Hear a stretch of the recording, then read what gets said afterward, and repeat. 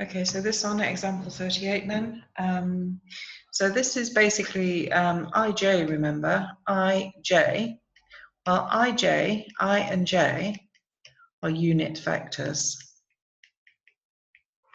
Okay, on the I and j axis. So that's I, oops, sorry, we'll say that is I and that is j, and there's an angle of 90 degrees between them. So the mod of I is equal to 1, is equal to the mod of j, because they are the unit vectors. So therefore, I dot j is going to be 1 times 1 times, this is 90 degrees, the cos of 90, which is 0. So therefore, I dot j is equal to 0. Okay? K and K, so we've got, that's A, sorry, and B. So we're doing K dot K. Well, that is going to the mod of K. The mod of K, remember, is 1 times 1. Now, the angle between these are parallel vectors, is 0.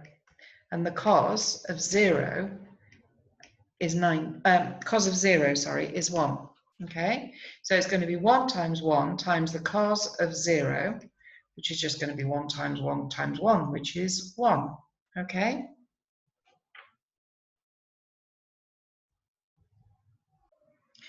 So the next one, C, we are being asked to find 4j dotted with k plus 3i dot 3i. Okay? Now, 4jk, well, this is just basically vectors again that are perpendicular to each other, because that would be 4j and that would be k. Okay, so in fact, let's make that straight. So that would be k. The angle is 90 degrees because you've got the j and k axis. So the modulus of 4j is just going to be 4. And the modulus of k is 1 times, again, the cos of 90 degrees, so 0. So this is going to be equal to 0.